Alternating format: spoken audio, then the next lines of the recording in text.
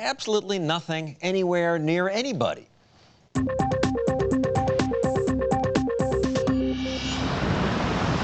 It's windy on Nantucket Sound. The sailboarders have a great time, and the kiteboarders have enough wind to lift them and hold them clear out of the water. What a great place for windmills that generate electricity. Such wind farms are popular in Europe and California, and environmentalists like them because they're a relatively clean way to produce electricity. It's a reason this man, Jim Gordon, proposes to build a wind farm in New England. These 130 wind turbines will be producing clean, renewable energy 6.5 miles off the coast of Cape Cod. This wind farm off the coast of Denmark shows what they look like. But there's a problem. Please welcome the attorney for the Natural Resources Defense Council, Robert F. Kennedy, Jr. Although environmental lawyer Robert Kennedy says he's strongly in favor of wind energy production at sea, he doesn't want a wind farm in this sea, where it could be seen from windows like these. This is his family's famous vacation compound in Hyannisport. I'm Walter Cronkite. Nantucket Sound is a very special place. Walter Cronkite supports wind power too, he says, but not here, in his backyard, near his summer home and the waters where he likes to sail. Here he is with the Clinton family.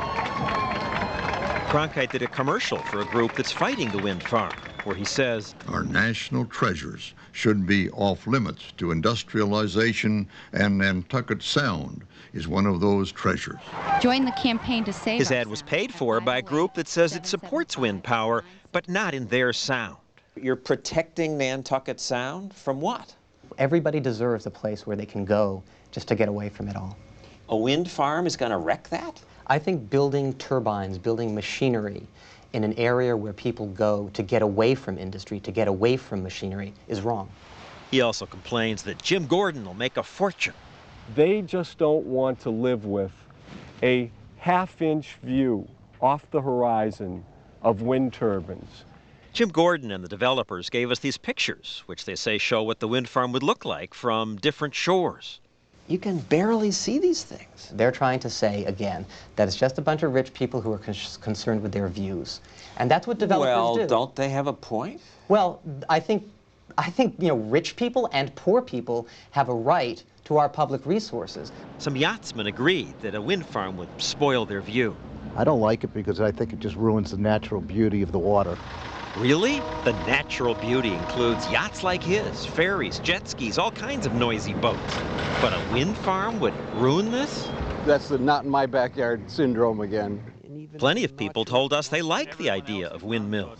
Actually, they look kind of cool. I agree. In Denmark, they advertise them as a tourist attraction. But the opponents say windmills could do all kinds of terrible things, like disrupt the natural habitat for wildlife in the Sound and endanger boats. Endanger boats? The poles would be 6 to 9 football fields apart. The turbines are going to be placed so far apart that if any boater who's out there can't safely navigate around them, he ought not be out there sailing. I'm very concerned about... Walter Cronkite wouldn't agree to a TV interview, but on the phone told me, why shouldn't I be concerned? Who else will be concerned about my backyard? Robert Kennedy Jr. wouldn't do an interview either. Isn't it hypocritical for him to preach conservation and then object to this off his house? No, I think it's perfectly consistent with mainstream environmentalism to say that our public resources are not up for grabs. But his organization supports wind farms. We've supported wind turbines on land. You would support wind farms next to the Kennedy compound in Hyannis? No, I guess what we're saying is that if you zone the water the way you zone the land, certain areas will be off limits to development. Right, especially areas where rich environmentalists like to spend the summer. Give me a break. Wow, you sure told them, John.